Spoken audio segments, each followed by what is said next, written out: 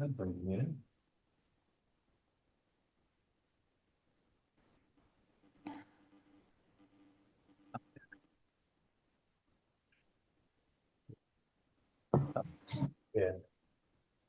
All right. Okay, Rachel, roll call, please. Sherry Bouye, Yes. Scott Gordon, Here. Melissa Mills, Here. Nate Manette, Here. Nick Russell, Here. James Ellis and Clyde Rabidou are absent. Also present, Jeremy Evans, Paul Ellis, and Rachel Carr. Thank you.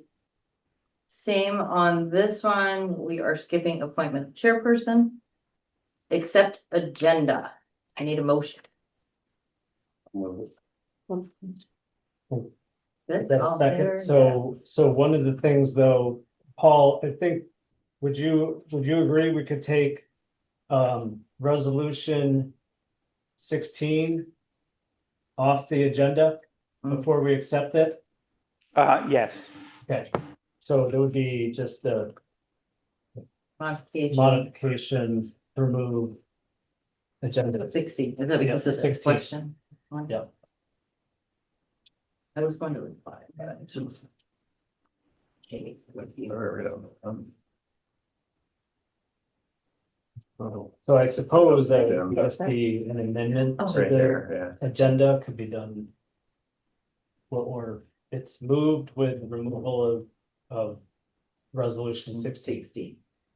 and we have a first and a second. I need a first and a second on that.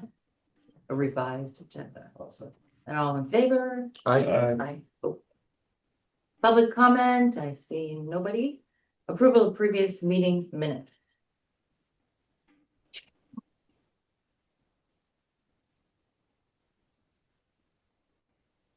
I'll make the motion. I'll Second. Everybody in favor? Aye. Aye. Perfect. Committee reports, governance, Nothing to report. audit and finance, Same as presented in the IDA meeting. loan committee. Oh, I was gonna say just budget due October 31st, so we will put the budget out to the board in the next couple of weeks and schedule a meeting for the finance committee. loan committee. Oh, that one. Lots. Paul, you have anything for us? I'm not doing both. Just kidding. I would if I had to. So I know I'm hoping everybody had an opportunity to read everything over. Real quickly, everybody's current on their loans. With jumping down to 1.3 in my memo, Amato's Restaurant had 2 loans, one large, one small one.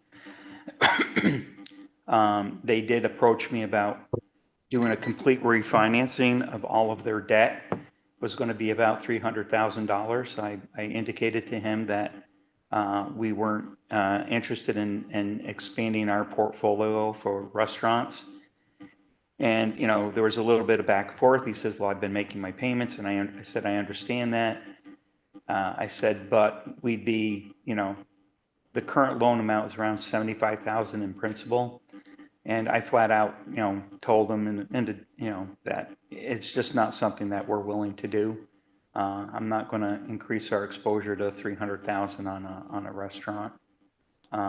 He was fine with that. And as a result, and him trying to, you know, reorganize his debt, he decided to pay off the smaller loan in advance, and he paid it off, I think it was about 5 months in advance. As you can see, the Depot Cafe reached out to them, changed the terms of the commitment letter to them, and we weren't asking anything crazy, just very routine things to indicate that, yes, you are indeed sincere about moving forward with your business, and certain very simple milestones weren't being met. And so Jeremy, Rachel, and I got together. We had conversation. Jeremy drafted a letter. We revised the commitment letter and sent it off. And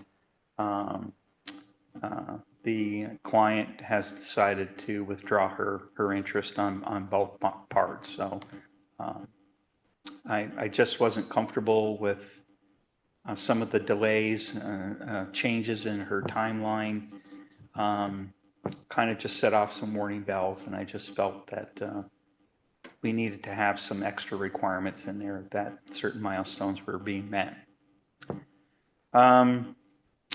Littletown Lanes, just a quick note, a year ago, they were asking for interest-only payments during the summer. I did 1 month as a courtesy because they couldn't really they didn't really qualify for a hardship. And so when I had that conversation with him last year, he understood where it was coming from. And so they had opted to prepay all of their payments throughout the summer so they wouldn't have to worry about it. So we haven't, since May, we haven't had any further payments from them. They start back up October 1st. So, all right. And then as far as the new loans, I know the first one in the memo is Martin's Prensel. They've decided not to move forward with the line of credit. They're going to look for some other means, which leaves us down to Pendragon Theater and OWD. I'd like to kind of do OWD first.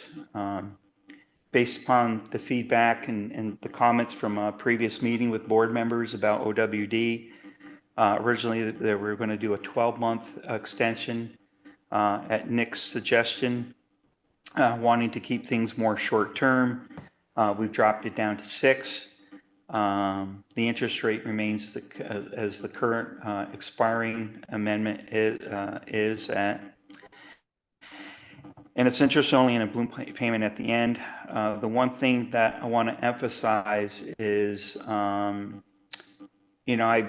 kind of already hinted that, this is, even though we would be willing to entertain moving this to a traditional loan, should they have additional challenges in getting the state to close on everything, that we may or may not be interested in at that time. I don't want to give them the impression that it's a given. And so I'm going to, be touching base with them on a monthly basis. And somewhere around the 3rd month mark in this current amendment, my goal would be to tell them, you need to make other alternatives, plans for financing. We'll see what they come back with, but I'm just more heightened attention to this time around because this will be the 3rd time they've asked for an extension. What's the holdup on that? For the state? Well, so it's a number of things. There's obviously some very large balls that they've had to juggle. At one point in time, they had all of the tax credits sold. And then, there's a significant cost increase in everything. And so they needed additional funding from the state. So they had to go back to New York State for additional funding. And, as we all know, that type of process isn't a short one. And in the meantime, they lost, I think, the interested parties in the tax credits. So they solved the additional financing piece, but then they had to go out and get the tax credits sold.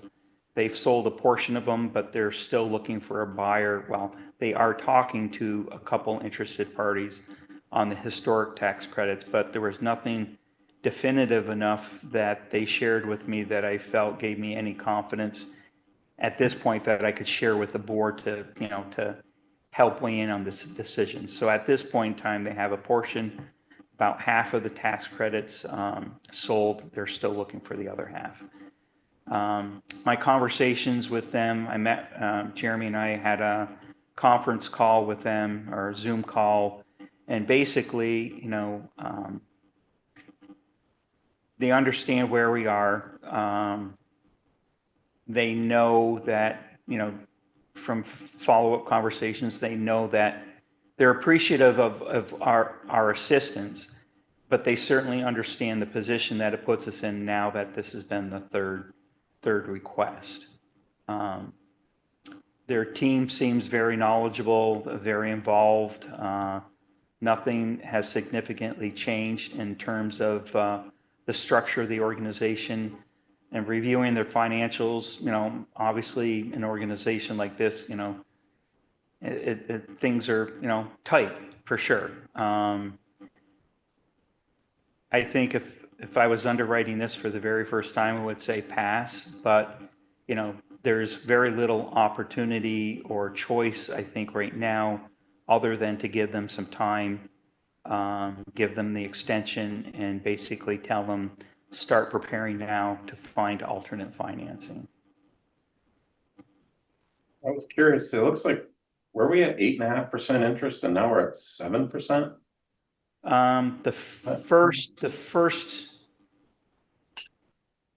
The first amendment, I think, was somewhere around there. Yes. The most recent amendment is 7%. I mean, we can modify it. They haven't received, you know, a commitment letter from us. If we want to go higher, we certainly can go higher. Did we leave it the same? I guess I was I looking can't at, remember because in April we did, and I don't remember why we did it. 'Cause it's Oh, so it's already gone down to It's 7. already- April, we went Oh. to 7, Okay, which I don't saying know if we're why. trying to get rid of it, shouldn't be giving Oh, a better raise. No, we just felt because it was limited, just to keep it what it was. Okay. So But it's why like, did we lower it in April? Do you remember? Rates certainly hadn't changed. yeah, they have. No, then, Yeah. At that yeah, point, yeah, I don't know. I don't, well, I don't recall, yeah, I don't recall why we made that change. Okay, just curious. And you're looking at the financial statements, like could they even cash flow this loan if we had to term it out, say they couldn't get a loan and we had to term it out, could they cash flow it? Could they make the payments for, say, 5 years? I mean, if we converted right now and they had to make monthly payments, Yeah, it probably would have to go out at least 5 years. something like that. Well, that's probably all they're in this situation. at this Yeah, point. right, so, They're not asking for an extension for no, Right, because it's a project with no income. right? So it would be, they'd have to be drawing on assets from the different partners. right, They would have to do a capital call from the partners for sure. Yeah. That's why, you know, I just, you know, like I said, you know, we 6 months, you know, 4 months, 5 months, you know, they're going to be getting the message that we do not have an appetite to do this again or entertain the debt. And they should know that at signing. they do, but I want to make it more explicit, you know. Well, yeah, I mean, just because this is 6 months doesn't mean we want to go for 6 months. I mean, if they could get something done in 3 months, that'd be even better. I mean, we're just bringing this up. This is just, Yes, well, but I'll say for their part, the pressures they're feeling to get this project done are obviously beyond just what they owe us too. So, and I think, and that was one of the questions, Nick, that you had wanted us to look into, which is what Paul referenced was, are they making their best effort at getting this to closing? Are they making progress with getting somebody to purchase tax credits? And it's clear that they are. And Right. over the last 6 months, from where they were to where they are now, they've made, you know, they've got some of it nailed down, not quite there, but they're working every day at it. Yeah. So Good. we Just- do feel comfortable with that. Yeah, just so you know, I mean, originally, you know, they actually asked for 6 months. I was the one that said, well, let's not call it that tight, let's push it to 12. But after the last meeting, the sense was to keep it at 6. yeah, The reason why they were asking for 6 is they're hoping to close with the state before April. So I think with the added pressure of us telling them we don't have an appetite to keep this going, that might make them even work that much harder to make sure that the closing takes place as planned. okay, fair enough. All All right, and then the next one is Pendragon Theater. And just kind of go over the background. They have a purchase offer, signed purchase offer. And everybody's agreed. The purchase price is, I think it's $350,000. The buyer, Jeremy, are we permitted to mention the buyer or no? I don't think it's relevant. Okay, all right. So they have a buyer that's interested in the building. They're planning to do significant renovation on the building. And anybody that's been in the building knows that it has its issues, but they're planning on doing a significant amount of renovation, that it was not an issue for the buyers. They're all in. They're very eager to get started. There was an inspection done in the building as part of the purchase agreement. They've already signed off on that, and they're currently working with a lender.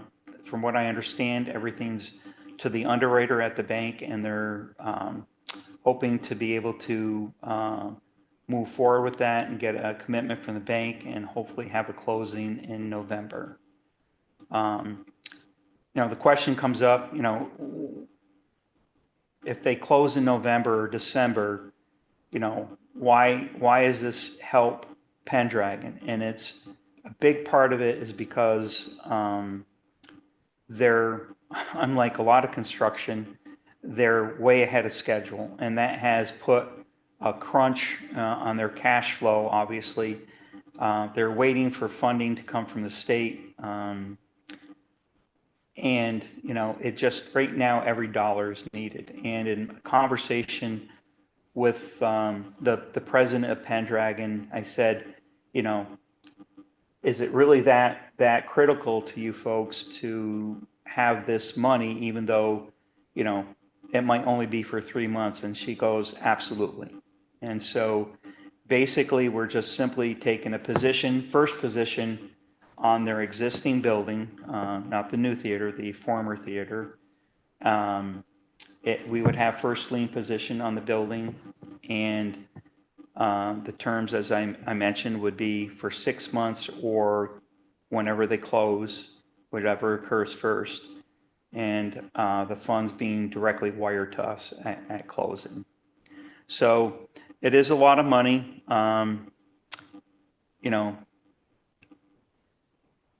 I know there's concerns about, the condition of the building, but from my perspective, it's not a concern from our point of view. It's more of a concern of the buyer. But the buyer's already indicated that they're fully acknowledge the shortcomings in the building, and they're not concerned about it because they're just going to do, major renovation. So. Bring the Clyde, I do think he had a decent point. Do these like Pendragon or OWD, do they not have a line of credit with their current banks? That's scary. So They're not, that's kind of an overall discussion that I think this board needs to have. yeah, Where are we headed with these loans, and what's our true mission, and what's our objective, and what are we really trying to do? So Well, I think it's like, are we a bank? Are we competing with banks or credit unions? And we really got to the come to bank's not doing grips. the line of credit. I mean, I don't know. Right, it's like, are That's we scary. the lender of last resort? We've got to That's what I figure out feel what like. we're here for and what we're doing, and then I don't know, because I don't know. It's a lot of money. There's AEDC, there's other agencies that, SBA, there's other agencies that could step in. Well, I just remember when I first started, when I first joined the idea, I remember what happened was down the road here. I think we all know what happened to Malone, right? And this seems like this could very easily be the same kind of deal.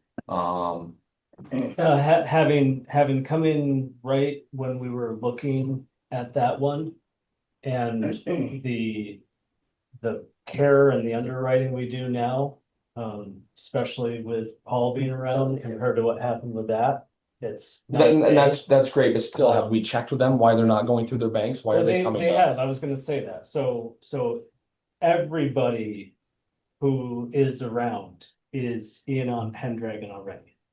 They have they do have a bridge loan line of credit with the bank. AEDC has involvement, the village of Saranac Lake has involvement.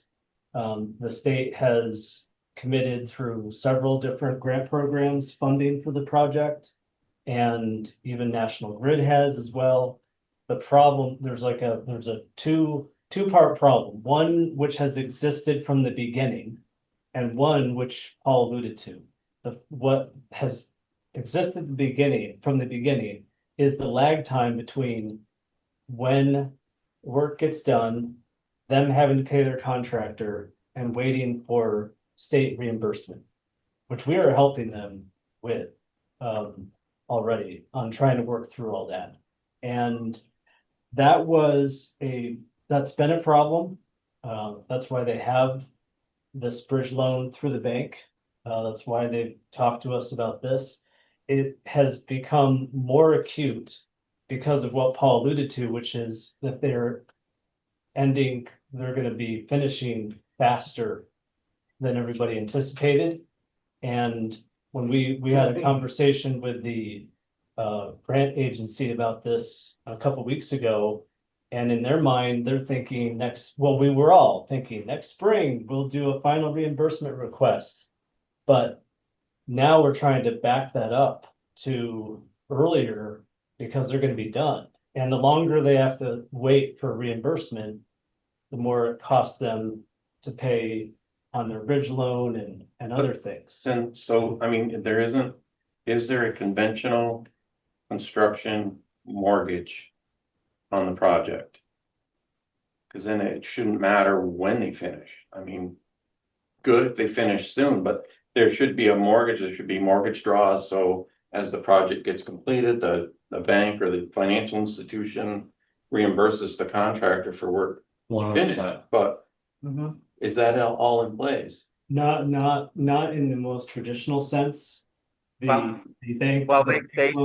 I'm sorry, they have I think a $1.5 million bridge loan with MBT that works like a construction loan. Okay. And because of Construction line of credit. because this has gone, like I said, the construction has gone so fast. There's an immediate short-term need for cash, and So this is something that originally they wanted to come to us for a line of credit.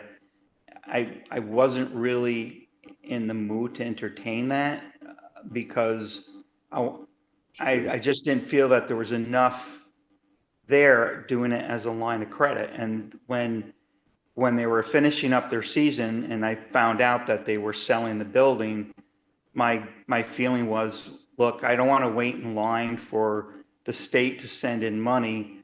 If this building's already free and clear, let's take that as collateral to do it. And to address, some of the philosophy behind this. I mean, this is part of a downtown revitalization project, which is exactly what our agency is supposed to be involved in assisting with. As far as like working with other, these people working with other banks, this particular situation, if they were to work with another bank to get this funding in place, the building might be already solved by the time, an agreement was reached with the bank. So, yes, we're doing this because we can possibly make this happen quicker than a bank can. And Yeah. As far as like the larger. There's no instant pudding either way, but so if NBT is your lead institution and they're in for a 1.5 million. I believe it. On the new building. On the new building.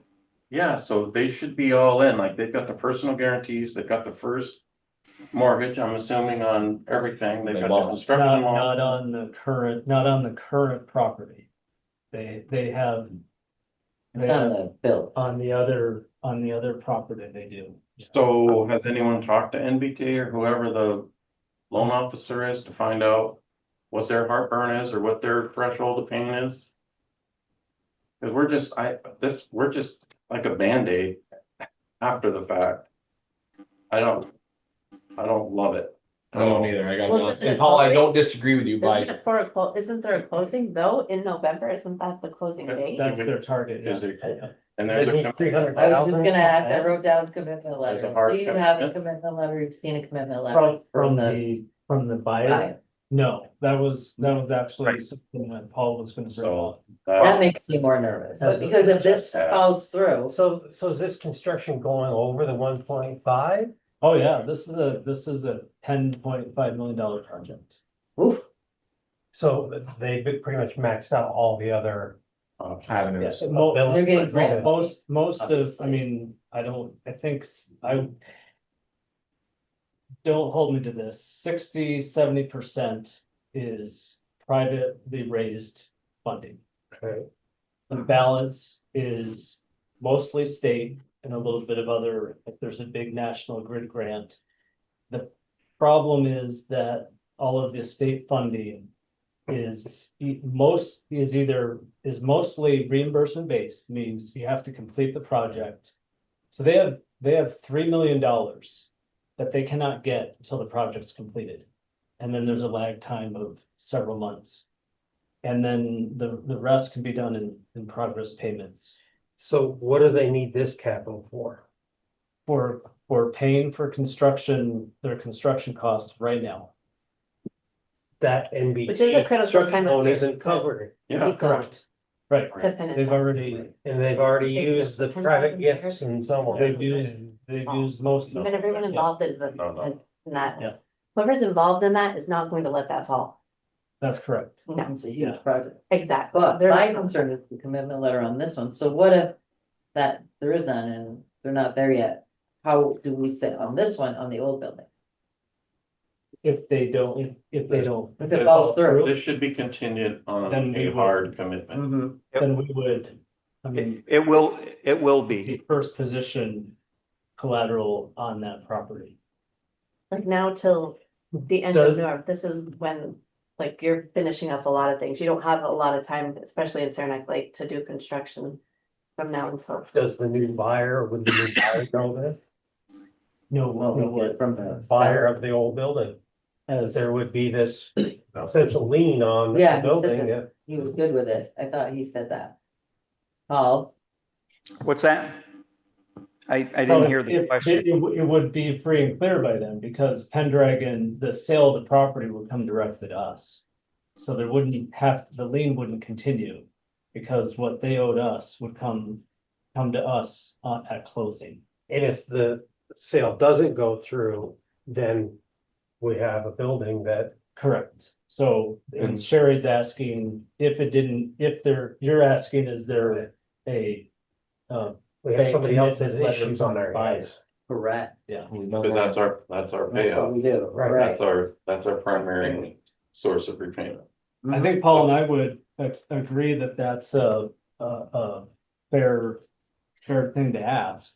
The only thing that came up when I was thinking about this, Paul, is the timing of it. I mean, the whole point of this is to try to be, You Yeah, can't. if there's a commitment letter, So- in place, it's just a matter of getting a piece of paper emailed to you. That's it. well, I don't think So- they have it yet. Oh, They have it all in underwriting.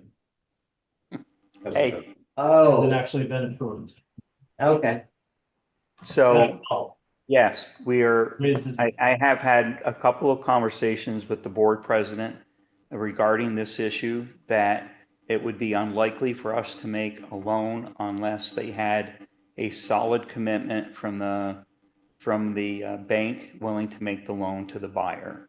And that would be part of the commitment letter requirements.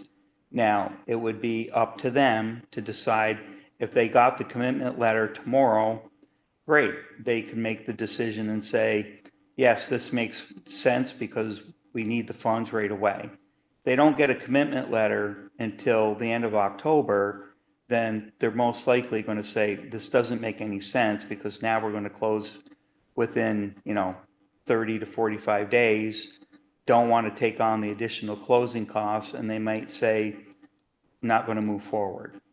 So it would all be contingent upon, a commitment from the buyer's bank. But I certainly appreciate everybody's input, and I'm not, it doesn't, I think it's great to have this kind of dialogue. I understand the concerns on this. The concerns that you're voicing are things that I have certainly reflected on. But I just felt that, there's enough here that it was warranted bringing it, to the committee and to the board for their consideration.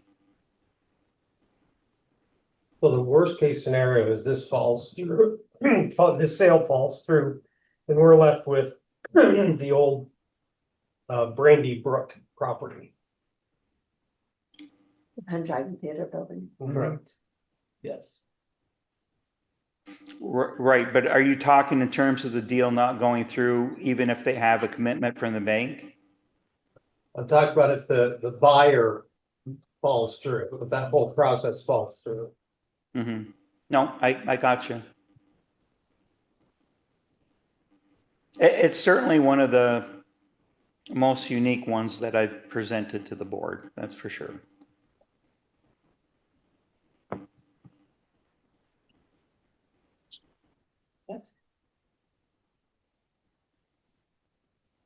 So how can we vote on it if you're staying, or you have to so wait for this- commitment? I'm not Yeah, sure. So this is just the loan committee report. Not You would vote on it later on in the agenda.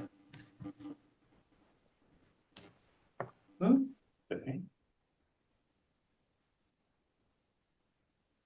I'm So- still, So Paul, we just went through everything that Paul had updated the board on, Mhm. all matched together. We can then move on to CEO Oh. report and then the actual resolutions.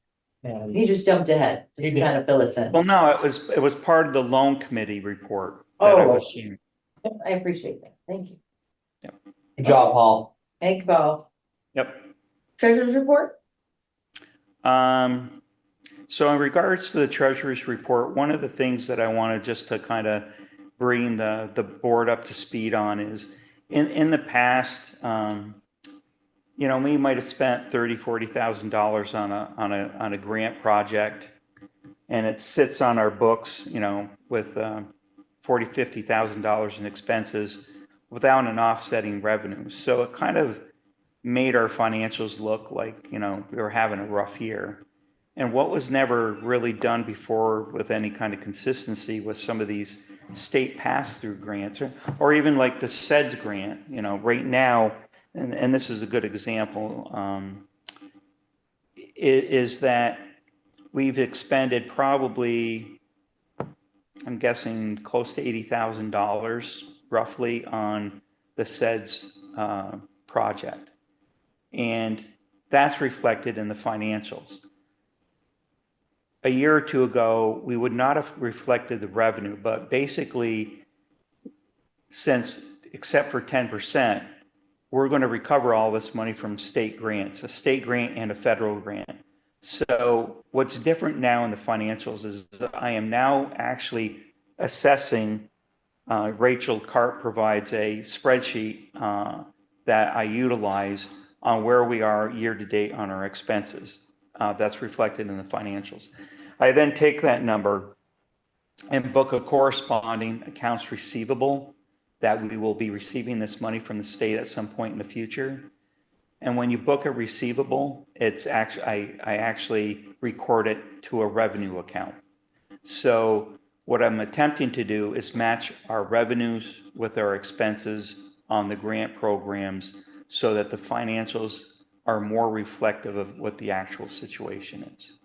So it primarily only pertains to the EDC, but in the case of the SEDS, that pertains to the EDC as well. Very little would appear or happen in the IDA in regards to this. So that's pretty much the highlight of what, what's being reflected now in the financials. Okay. Any questions? Any motion to accept the treasurer? Make a motion. Yes, I can. all in favor? Right. Aye. Perfect. CEO report? CEO report is Oops.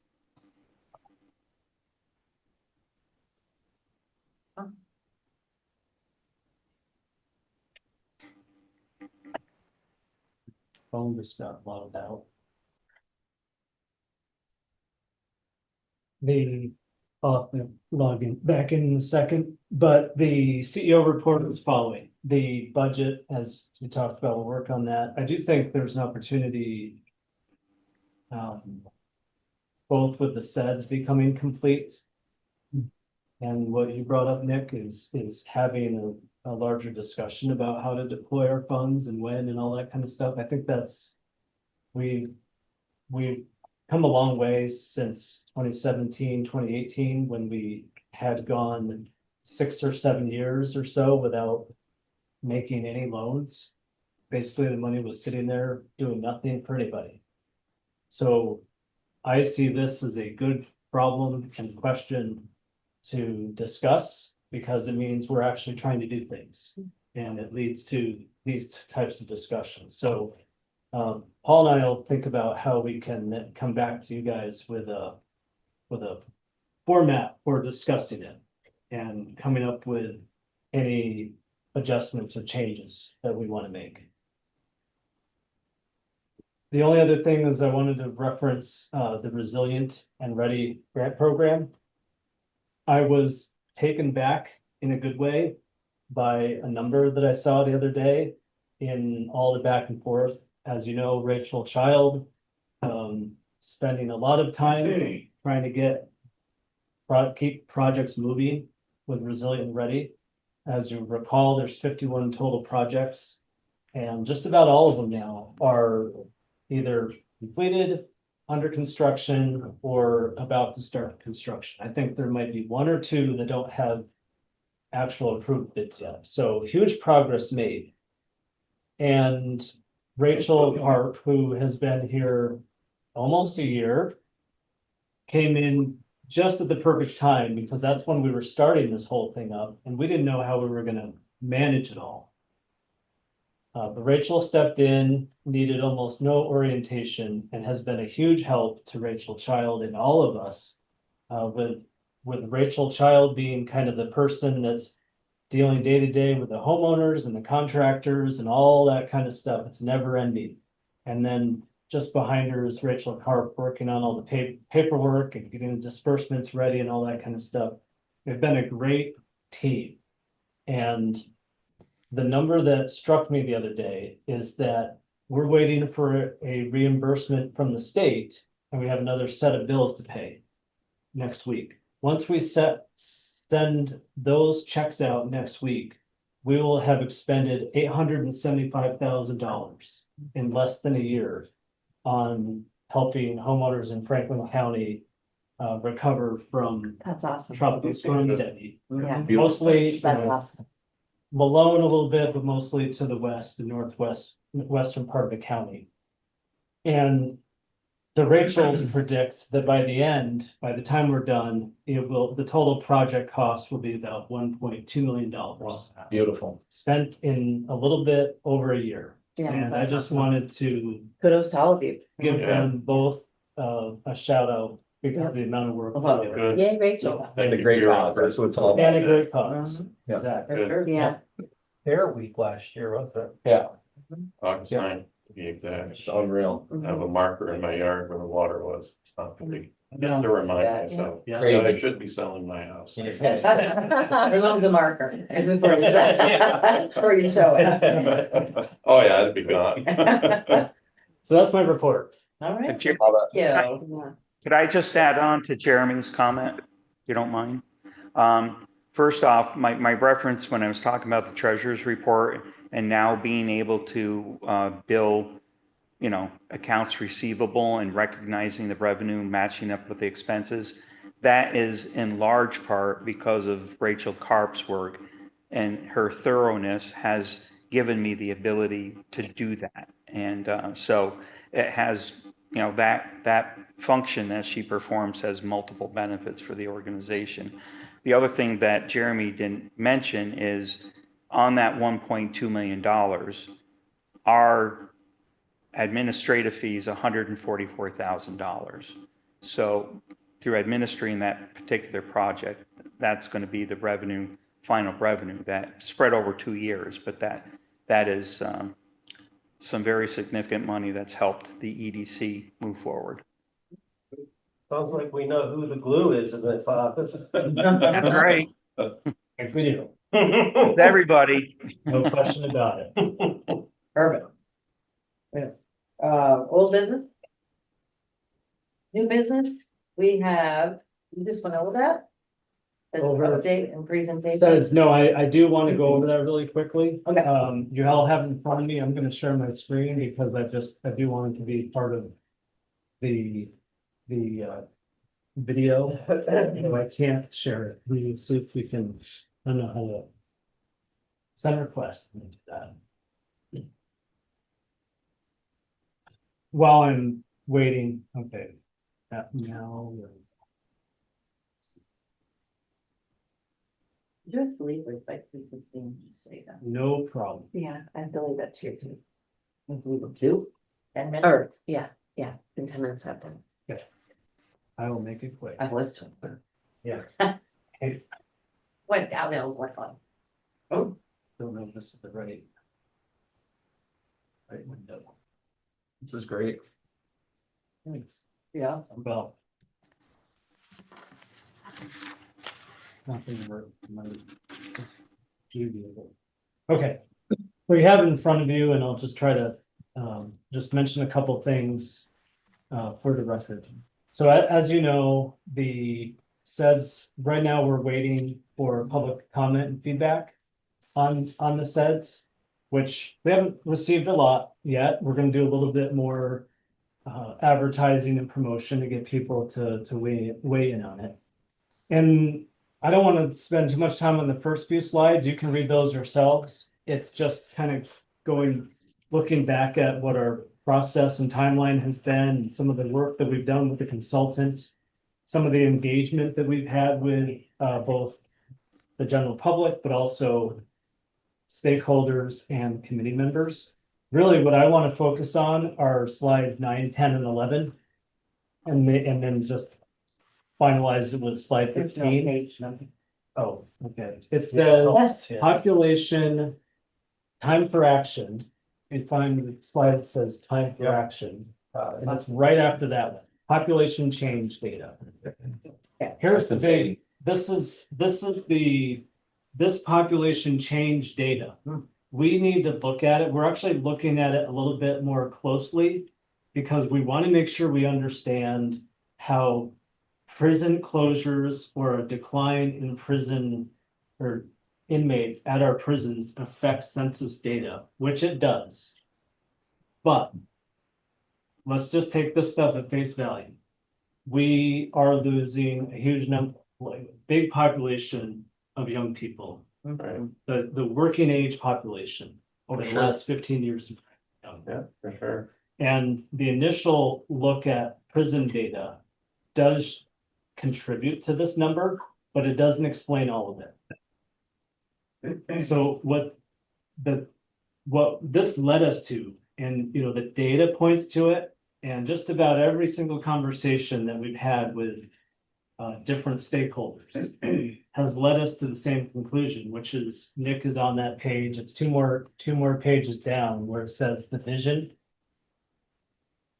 which you guys have already seen this. I've sent it to you, but I did just want to really talk about it for a minute. Is focusing on increasing the number of people that live in Franklin County in that age group of 20 to 39. So they are entering the workforce, they are starting families, they're the most likely to want to start a business and buy a home, and they will have kids in the school district. Everything points to making this our number one vision and priority. The question that we've wrestled with is, well, a vision should be aspirational yet achievable. And when you put the number of 224 people, or just 2% in a vision or a goal, on the one hand, it seems like that's not that many, really. However, we have to remember that we're actually losing people from this demographic every year. So it's more than just finding 224 people. That would be growth. We have to stop the decline also. So when they play devil's advocate. There's so many factors that contribute to that. And obviously, jobs is big for that, those working age individuals. I've been in communities that have decided to not try to reverse trends, but build on trends. We're seeing 37% increase in the young adults, young retirees, active years. And I see why. I mean, I'm one of those. You go swim in the lakes, you can go skiing, you can go golfing, you can do bike riding, and all sorts of outdoor Cheap activities. to live. Very cheap. You can, you have a 1,200 square foot home in Seattle.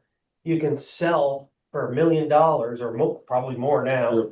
That was 5 or 6 years ago. And come here and have a beautiful, huge, nice home and retirement income to spend however you want. Yeah.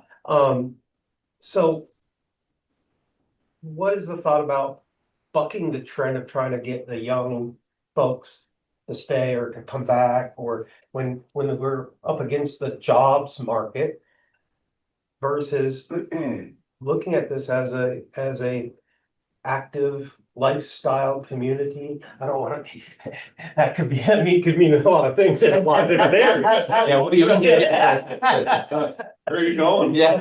But you know, the young retirees lifestyle Yes. and trust me when I say they're the ones eating out at the restaurant. For sure. They're the ones that are shopping. They're the ones that are, spending. So there's a couple, so this would never take away from the reality of that benefit, right? I mean, there's lots of benefits to having that part of the population increasing because they do have more discretional income and they volunteer. There's a lot of things to do. I think the response to that is we'd never want to take away from promoting that and seeing that continue. But the problem is we are going to have an increasing difficulty in providing the services that those folks want because Healthcare is the big one. we can't, Yeah, it's huge. like, And we children, can't find enough coming up to nurses. schools, like the whole, Right. we are going to die. You need that. All of to the keep going, things yeah. that those folks want, we're having an increased difficulty in providing them the things they want. So if we can both attract them here, they want to spend their money, but right now we're not. It's the gonna chicken and the egg. Correct. Well, I mean, Yes. does a thriving older community contribute to more kids in schools? No, No, not at all. they don't contribute to building out the volunteer fire department. But it does contribute to the economic Yes, well-being. no question. Of the area. Yes, And Waiters and waitresses, nurses, right. all kinds of. Yeah. The biggest thing that I'm seeing that Yeah. could hinder this older age group is the healthcare. Right. For sure. It's not good. I'd love to know the percentage out of that 37.7% that During- Came back. correct. No, That's a quite good a question. few people that have moved back here. It's a lot of, The last and when they year, get older, right? 5 years. And I can't blame people to COVID get out and started some of see it. this world. I mean, Yeah. there's so much to offer, right? So No, but You're we never do gonna need to change that trend. portray, like, why you guys stayed here, why Devin and Alana stayed here, like, promote why Yeah. why there is good reasons to stay here, and there is. So let me, because I know we're short on time, let me just skip There's also two, good reasons to go back. skip 2 slides ahead. Yeah, Which says strategic direction. So we decided to really be a little bit outside the box with that vision. But then what do you do about it? Yeah. And not to belabor it because we have limited time, but that's the strategic direction. We limited it to three goals. One is really connecting with students and young adults to figure out like, what would it take to keep you here? And what do you need to build a good career? The second is kind of doing what we're already doing, is making sure we're investing in small businesses and our legacy industries like tourism and biotech, et cetera. And then goal number 3 is something that we do a lot also, which is it's that quality of life piece, having, it doesn't actually say here, but childcare, housing, having a great neighborhood, all those other things that you need to have for a, those are the things that actually also attract all demographics, is just having a great place to be.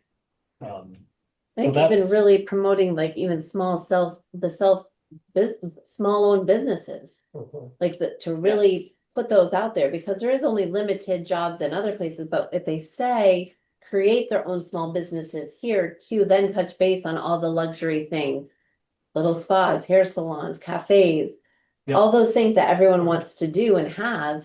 But the thing of even promoting small business, because that is not easy, and there's a lot against small businesses here in New York.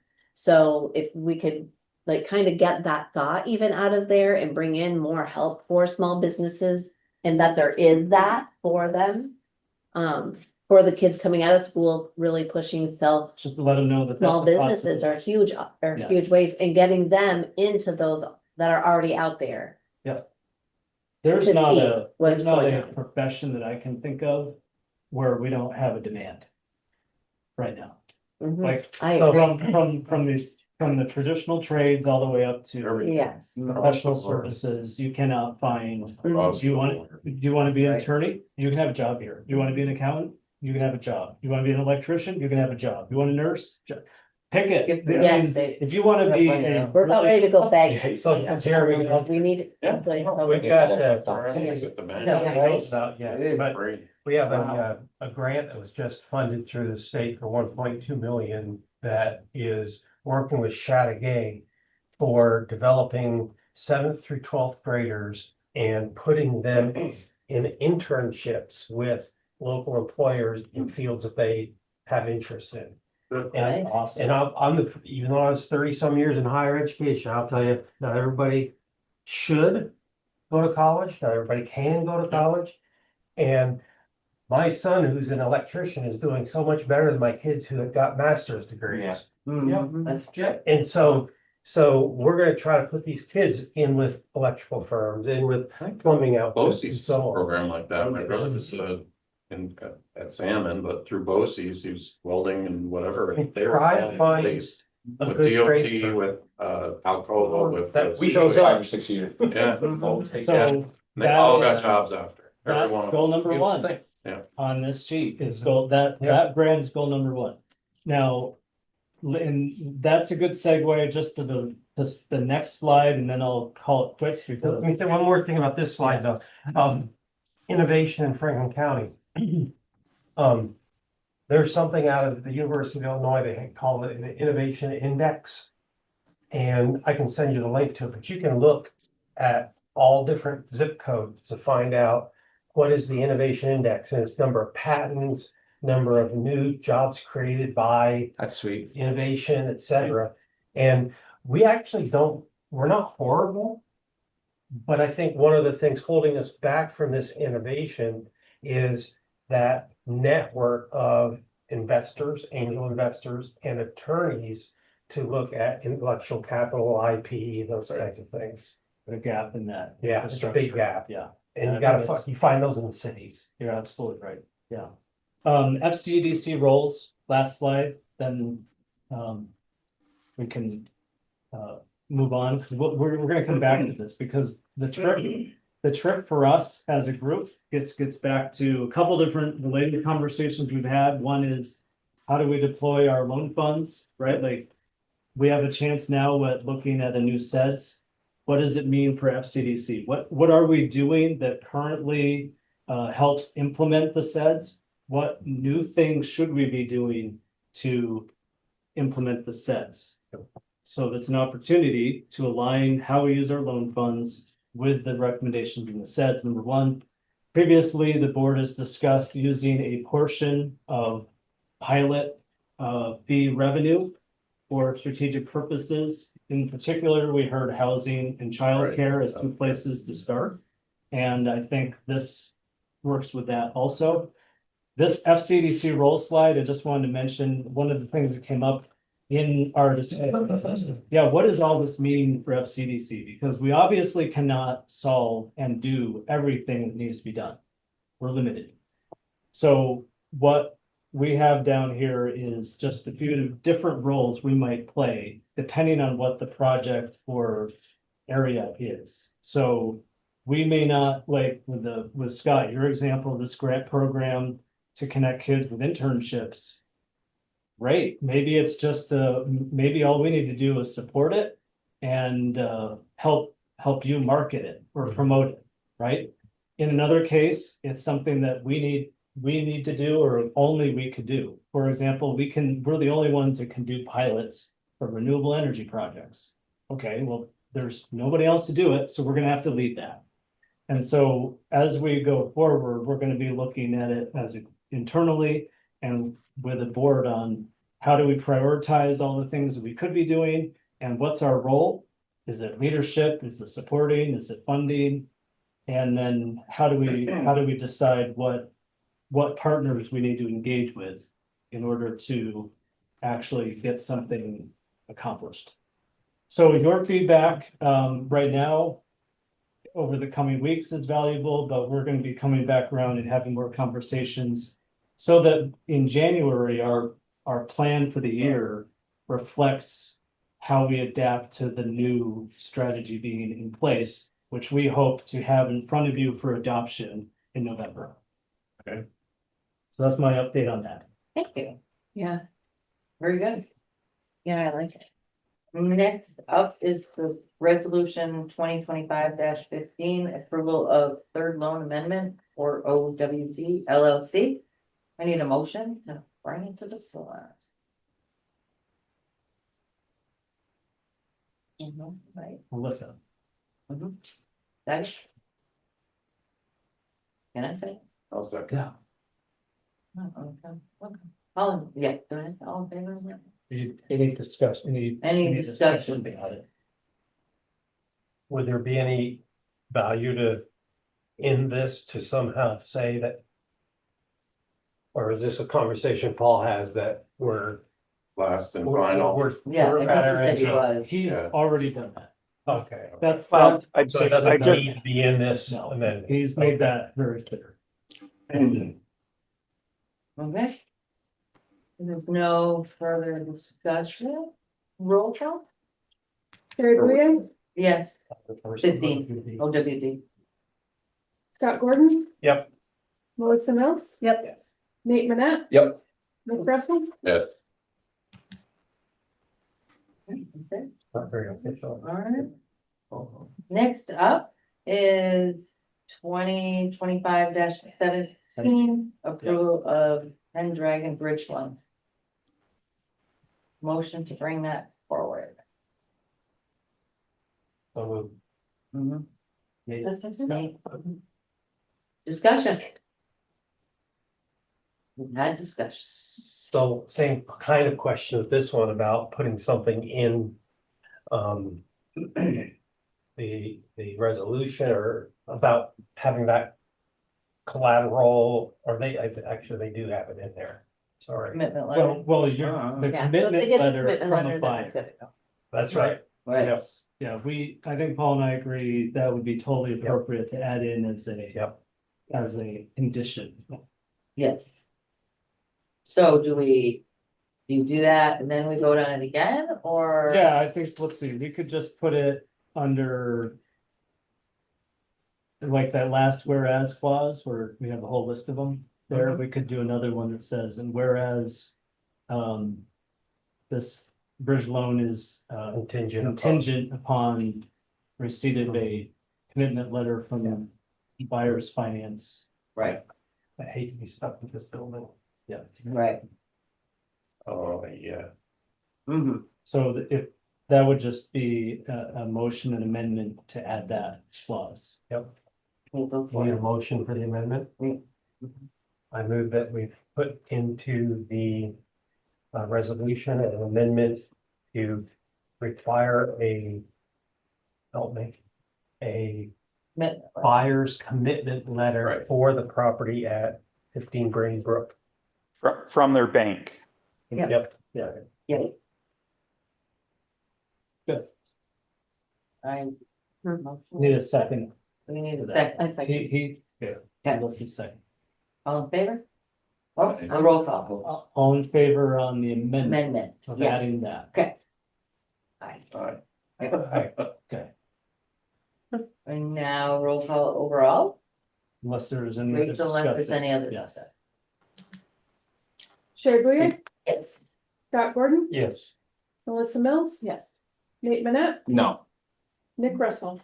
Yes. Resolution 2025-18, approval of Melissa McManus LLC consulting agreement. I need a motion to bring it to the table. I'll make a motion to bring it to the table. A second. Okay, any discussion? Any questions about this one? I tried to lay it Don't out think I don't, man. in the resolution. Any questions about it? There's no cost to the ID or to the EDC for this. It's $5,700 grant. We will be paying her up to $5,000. The balance would be for the work that we put into it. Right, roll call? Sherry Bouyer, Yes. Scott Gordon. Yes. Melissa Mills. Yes. Nate Manette. Yes. Nick Russell. Yes. Perfect. Oh, back here. Executive session needed? 3-hour executive session. I'm out. I'll see you later. No public and a motion for adjournment. Second. Everybody's in favor. Thank you. Sherry, well, Excellent. Paul, you take care, my friend. She started out. Alrighty, see everybody.